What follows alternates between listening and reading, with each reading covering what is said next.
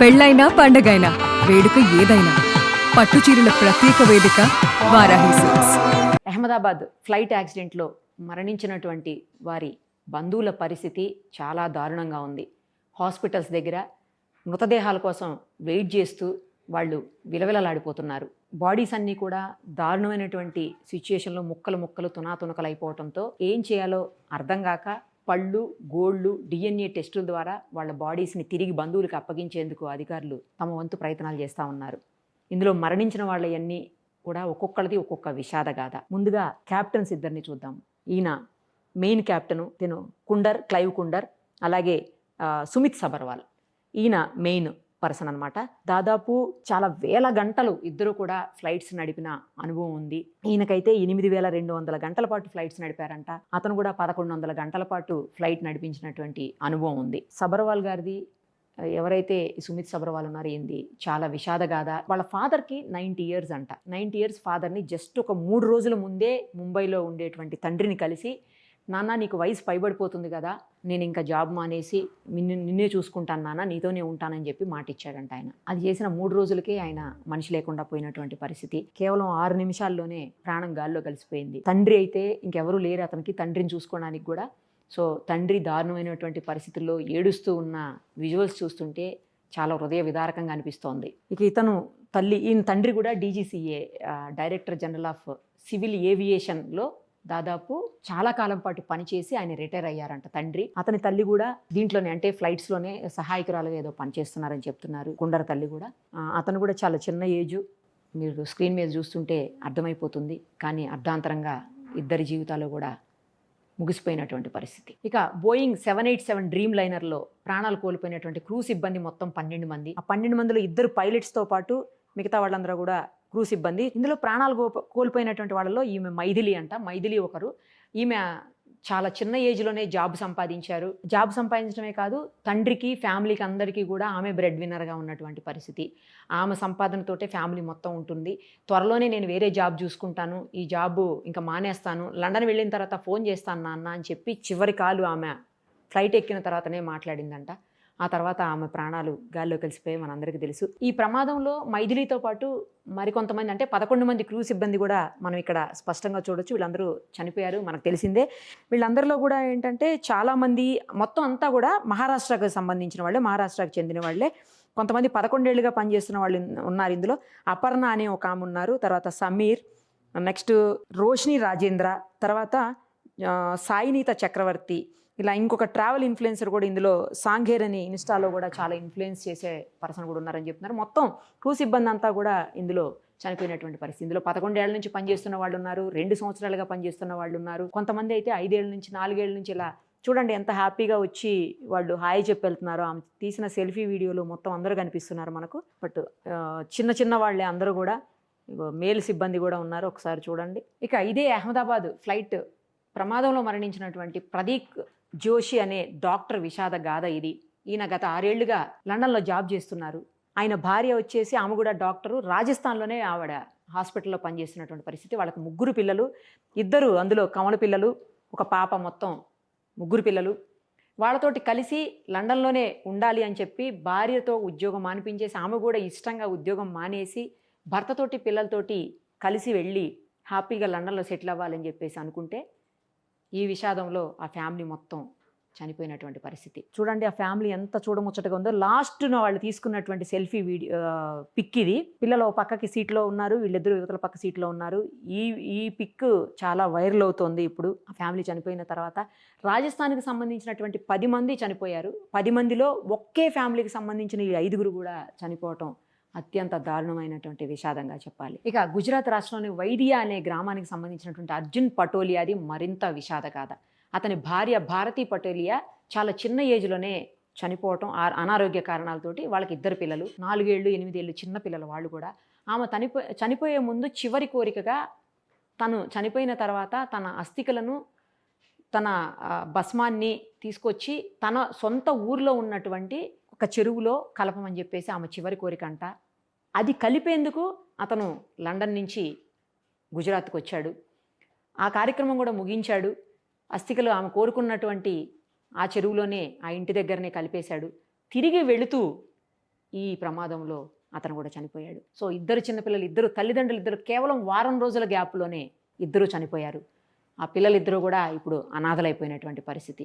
ఇక ఇలాంటి విషాదగాథలు ఎన్నెన్నో ఉన్నాయి. ఇక ఇదే ప్రమాదంలో తన కూతురు, మనవడు, అలాగే ఆ కూతురు అత్తగారు ముగ్గురు చనిపోయారని చెప్పేసి మనీష్ కామ్దార్ అని ఈ వ్యక్తి చెప్తా ఉన్నాడు. ఇతను వచ్చేసి గుజరాత్కి చెందినటువంటి వ్యక్తి.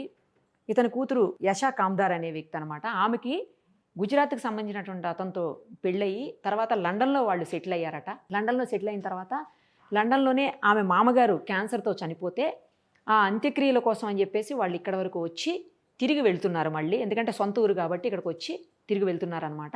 ఆ వెళుతున్న క్రమంలోనే ఆమె అత్తగారు, తర్వాత రుద్ర అనే 15 నెలల బాబు, ఈయన మనవడు అనమాట, ముగ్గురు కూడా చనిపోయారు.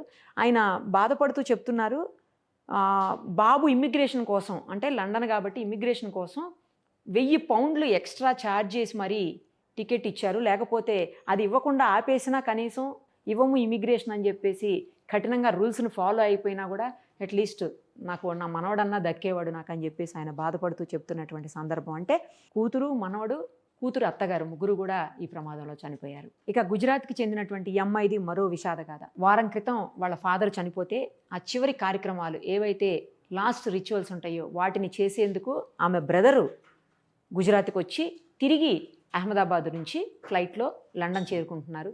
అయితే వచ్చేటప్పుడు తను ప్రామిస్ చేశాడు, ఎందుకంటే బ్రెడ్ విన్నర్, మొత్తం ఫ్యామిలీ అంతటికి తండ్రి లేడు కాబట్టి ఇప్పుడు ఆమె అన్ననే కుటుంబం మొత్తానికి పోషణ చూసుకునేది ఆయనే అనమాట. సో అతను వచ్చేటప్పుడు అదిగో మనం చూడొచ్చు అక్కడ విజువల్స్లో, ఎయిర్పోర్ట్లో నేను మళ్ళీ తిరిగి వస్తాను, నిన్ను అమ్మని అందరినీ బాగా చూసుకుంటాను, ప్రాబ్లం లేదు, నాన్నగారు లేరని నువ్వేమీ బాధపడాల్సిన అవసరం లేదని చెప్పేసి ప్రామిస్ చేసి ఆమెకి అతను ఫ్లైట్ ఎక్కి ఇక్కడికి వచ్చి ఏవైతే కార్యక్రమాలు ఉన్నాయో అవన్నీ చేసి తిరిగి వెళుతున్న సందర్భంలో అతను కూడా ఈ ఫ్లైట్ యాక్సిడెంట్లో చనిపోయాడు. అదే ఆమె చెబుతూ ఏడుస్తూ ఉంది. అదిగో చూడండి వాళ్ళ అన్నా చెల్లెళ్ళ పిక్ని. మనం ఫ్లైట్ దగ్గర, అంటే ఎయిర్పోర్ట్లో కూడా వాళ్ళిద్దరూ లాస్ట్ కలిసి వెళ్ళిపోతున్నాయి కూడా. ఆమెకి హగ్ ఇచ్చి ఏం కాదు అని చెప్పి నేను చూసుకుంటానని చెప్పి వెళ్ళిపోయిన అతను మరి ఇంకా తిరిగి రాని లోకాలకు వెళ్ళిపోయినటువంటి పరిస్థితి. ఇక అహ్మదాబాద్ విమాన ప్రమాదంలో మరణించినటువంటి మాజీ సీఎం విజయ్ రూపానీ గారు, ఈయన విషయంలో విషాదం ఏంటంటే ఈయన వెహికల్ నెంబర్స్ ఒక్కసారి మీరు అబ్జర్వ్ చేయండి, అన్నీ కూడా 1206 నంబర్స్, అన్నీ కార్కి బైక్కి అన్ని నెంబర్స్ 1206. ఇదిగో GJ03HK 1206, GJ03DE 1206, GJ1TS 1206. కోఇన్సిడెంట్ అనుకోవాలో లేకపోతే మరి ఎలాగో తెలియదు, అది యాదృచ్ఛికమో ఏమో తెలియదు, కానీ ఆయన చనిపోయింది కూడా 12/06, 12/06, అంటే 12వ తారీఖు 6వ నెల, 1206. దీన్ని డెస్టినీ అనుకోవాలా లేకపోతే ఇందాకే చెప్పినట్టు నేను యాదృచ్ఛికం అనుకోవాలో తెలియదు. ఆయన మరణించింది కూడా చాలా మంచి వ్యక్తి, చాలా కార్యక్రమాలు చేశారు ఆయన సొసైటీ బాగు కోసం, గుజరాత్ అభివృద్ధి కోసము చాలా మంచి కార్యక్రమాలు చేశారు, మంచి పాలిటీషియన్ అని చెప్తా ఉన్నారు.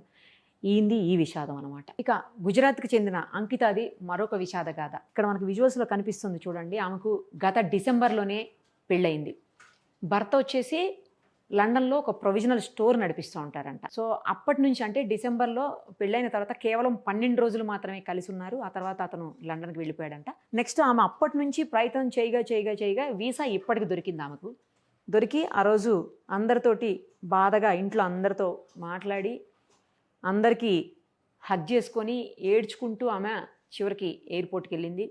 ఆమెను దింపి తిరిగి వచ్చిన తర్వాత కరెక్ట్గా 1/2 గంటలోనే వాళ్ళకి ఈ విషాద వార్త చేరుకుంది. దాంతో ఇప్పుడు ఆమె బ్రదర్ DNA తీసుకొని ఈమె బాడీని ఐడెంటిఫై చేస్తున్నారంట. ఆమెకు ఎయిర్పోర్ట్లో ఘన స్వాగతం పలికి హ్యాపీగా తీసుకెళ్ళి ఇద్దరు ఎంజాయ్ చేయాల్సినటువంటి పరిస్థితుల్లో భర్త ఆమె అవశేషాలను తీసుకెళ్ళడానికి ఇక్కడికి వచ్చేటువంటి పరిస్థితి లండన్ నుంచి. ఇక ఉత్తరప్రదేశ్లోని ఆగ్రాకి చెందినటువంటి నీరజ్, అపర్ణ దంపతులకు మొత్తం ప్రయాణం చేయటం అంటే ఇష్టం అంట. దేశ విదేశాలు తిరగటం కూడా వాళ్ళకి చాలా ఇంట్రెస్ట్ ఉంటుందంట. ఎవ్రీ సమ్మర్లో కూడా వాళ్ళు విదేశాలకు వెళుతూ ఉంటారంట. వాళ్ళ 18 ఏళ్ల అమ్మాయి కూడా వీళ్ళతో పాటు వెళ్ళటానికి లండన్కి టికెట్స్ రిజర్వేషన్ చేయించుకున్నాక ఆ నీరజ్ గారి మదర్కి, అంటే ఆ అమ్మాయి వాళ్ళ నాన్నమ్మకి బాగలేకపోవడంతో ఆమె డ్రాప్ అయిపోయిందంట కూతురు. సో తల్లిదండ్రి ఇద్దరు వెళ్ళారు. ఈ ప్రమాదంలో ఇద్దరు కూడా చనిపోయారు. ఇక మహారాష్ట్రలోని సోలాపూర్లో ఒక టెక్స్టైల్ మిల్లో పనిచేసేటువంటి ఆశా మహదేవ్ దంపతులు ఇద్దరూ కూడా వాళ్ళ పిల్లలిద్దరూ ఒకళ్ళేమో అహ్మదాబాద్లో, ఇంకొకరేమో లండన్లో ఉంటారంట. లండన్లో ఉన్నటువంటి కొడుకు దగ్గరికి వెళ్ళి కొద్ది రోజులు చూసొద్దాము, అక్కడే కొద్ది రోజులు ఉండొద్దామని చెప్పేసి బయలుదేరి వెళ్ళి వాళ్ళిద్దరూ కూడా ఈ దుర్ఘటనలో మృతి చెందారు. ఇక మహారాష్ట్రలోని ఇండోర్కి చెందినటువంటి హర్ప్రీత్ కౌర్, ఆమె సాఫ్ట్వేర్ ఎంప్లాయీ, బెంగళూరులో వర్క్ చేస్తారట. ఆమె భర్త లండన్లో సాఫ్ట్వేర్ ఎంప్లాయీ. అయితే ఈ నెల 19కి రిజర్వేషన్ చేయించుకుందాము ఊరు వెళ్ళడానికి లండన్ హస్బెండ్ దగ్గరికి అని అనుకుని 16వ తారీఖున భర్తది పుట్టినరోజు ఉందని చెప్పేసి ఆవిడ ముందుగానే ప్రయాణాన్ని మొదలుపెట్టారట. సో ఈ దుర్ఘటనలో ఆవిడ కూడా జీవితాన్ని కోల్పోయారు. ఇక విమాన ప్రమాదం జరిగింది తెలుసు, అందులో ఉన్న వాళ్ళందరూ ఒక్క మనిషి తప్ప అందరూ చనిపోయారు, అదంతా కూడా మనకు తెలుసు. కానీ విమానం వెళ్ళి తాకిన ప్రదేశం ఏదైతే ఉందో అది కాలేజీకి సంబంధించిన, మెడికల్ కాలేజీకి సంబంధించిన హాస్టల్. అదే హాస్టల్ దగ్గర ఒక చెట్టు కింద టీ స్టాల్ నడుపుకునేటువంటి సీతాబెన్, ఆమె కుమారుడు ఇద్దరు కూడా పక్కపక్కకే ఉన్నారంట. 14 ఏళ్ల పిల్లోడు, ఆ పిల్లోడు ఆకాష్ అని చెప్పేసి. ఈ సీతాబెన్ టీ చేస్తూ ఉన్న టైంలోనే ఆ అబ్బాయి నిద్రపోతున్నాడంట పక్కనే మంచం పైన. ఎప్పుడైతే విమానం కింద పడిపోయిందో ఆ శకలం వచ్చి ఆ అబ్బాయికి తగిలి అక్కడికక్కడే మాడి మసైపోయాడంట ఆ పిల్లోడు. ఇక తల్లి ఆ పిల్లోడిని కాపాడుకునే ప్రయత్నంలో తను చేసినటువంటి ఏదైతే రెస్క్యూ చేయడానికి ట్రై చేసిందో ఆ సమయంలో ఆమె కూడా చాలా తీవ్రంగా గాయపడి ఇప్పుడు హాస్పిటల్లో చికిత్స పొందుతున్నటువంటి పరిస్థితి. ఇక భవిక్ మహేశ్వర్ అని 26 ఏళ్ల వ్యక్తి, లండన్లో జాబ్ చేసేటువంటి వ్యక్తి, వడోదరాకి 15 రోజుల క్రితమే వచ్చున్నారంట. అతను వచ్చిన తర్వాత పేరెంట్స్, బంధువులు అందరూ కలిసి నువ్వు పెళ్లి చేసుకోవాలి, పెళ్లి చేసుకునే తిరిగి మళ్ళీ ఈసారి లండన్ వెళ్ళాలి అని చెప్తే సరే అని చెప్పి చాలా సాదాసీదాగా మొన్న 10వ తారీఖే జూన్ 10నే అతను పెళ్లి చేసుకున్నాడు. తర్వాత ఇమ్మీడియట్గా భార్యను తీసుకొని వెళతాను నేను, మళ్ళీ కొద్ది రోజులయ్యి వచ్చాక చాలా భారీ స్థాయిలో మంచిగా రిసెప్షన్ అది చేసుకుందామని చెప్పేసి నిర్ణయం తీసుకున్నారంట. ఇంతలోపు జస్ట్ ఒక 2 రోజుల్లోనే అతను కూడా దుర్మరణం పాలైనటువంటి పరిస్థితి. ఇక కేరళకి చెందినటువంటి 39 ఏళ్ల నర్సు రంజితాదైతే మరొక విషాదగాథ. ఆమె గత కొన్నేళ్లుగా లండన్లో నర్సుగా జాబ్ చేస్తూ ఉందంట. ఈ మధ్యనే ఆమెకు రీసెంట్గా ఇక్కడ కేరళలో గవర్నమెంట్ జాబ్ వచ్చింది. గవర్నమెంట్ జాబ్ రావడంతో అక్కడ రిజైన్ చేసేసి ఇక్కడ వచ్చి జాయిన్ అవుదాం అనుకుని కూడా మళ్ళీ కాదులే, ముందు ఇక్కడ జాయిన్ అయిన తర్వాత వెళ్ళి అక్కడ రిజైన్ చేద్దామని చెప్పి ఆవిడ రీసెంట్గా ఇండియాకి వచ్చారంట. వచ్చి ఇక్కడ 2 పిల్లలు కూడా ఆమెకు, వాళ్ళందరినీ కూడా తీసుకొని బయలుదేరదాము అక్కడికి, ఊరికే ఒక లండన్ ట్రిప్ వేసి వద్దామని. మళ్ళీ పిల్లలు డ్రాప్ అయిపోతే ఈమె ఇక్కడ జాబ్లో జాయిన్ అయిపోయి అక్కడికి వెళ్ళి రిజైన్ చేసేసి లగేజ్ అంతా సర్దుకుని వెనక్కి రావాలని చెప్పి ఆవిడ ఫ్లైట్ కేరళ నుంచి చేసుకున్నారంట. యాక్చువల్గా ఆ ఫ్లైట్ క్యాన్సిల్ అవడంతో అహ్మదాబాద్ నుంచి మార్చుకున్నారంట ఆమె జర్నీని. సో చూడండి, విధి, డెస్టినీ అనేది ఎవరు ఏమి చేయలేరు, విధి రాతను తప్పించలేమని అంటాం కదా, అలాగా ఆమె వెళ్ళి మృత్యువుని వెతుక్కుంటూ వెళ్ళిందా ఈమె అన్నట్లుగా అదే ఫ్లైట్కి చేసుకోవటం, ఆమె ఈ దుర్ఘటనలో మరణం మనం చూసాం. ఇక అహ్మదాబాద్ ఫ్లైట్ బాధితుల్లో నిరాలి పటేల్ కూడా ఒక ఆమె. ఆమె వచ్చేసి కెనడియన్, యాక్చువల్గా భారత సంతతికి చెందినటువంటి ఆమె.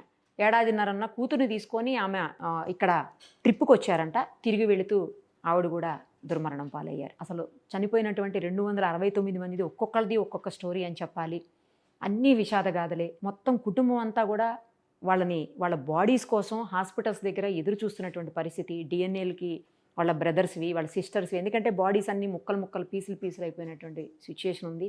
తర్వాత అసలు గుర్తుపట్టలేనటువంటి పరిస్థితులు ఉన్నాయి కాబట్టి వాళ్ళ బాడీస్ని గుర్తించి తిరిగి ఇవ్వడానికి కూడా డిఎన్ఏ తీసుకోవటం, వాళ్ళ బ్రదర్దో, సిస్టర్దో, మదర్దో, ఫాదర్దో, పిల్లలదో ఎవరో ఒకళ్ళవి డిఎన్ఏలు, తర్వాత ఈ దంతానికి సంబంధించిన టిష్యూలు, ఇలా గోళ్ళకు సంబంధించిన ఇవన్నీ తీసుకొని టెస్టులు చేస్తూ ఉన్నారు. అవి పూర్తయితే కానీ కనీసం బాడీస్ ఇచ్చేటువంటి పరిస్థితి కూడా లేదు. ఓ పక్కన చనిపోయారన్న విషాదము, ఇంకోవైపు బాడీస్ని ఇప్పటి వరకు ఇవ్వలేదన్న బాధ మొత్తం కలిచివేస్తున్నటువంటి పరిస్థితి.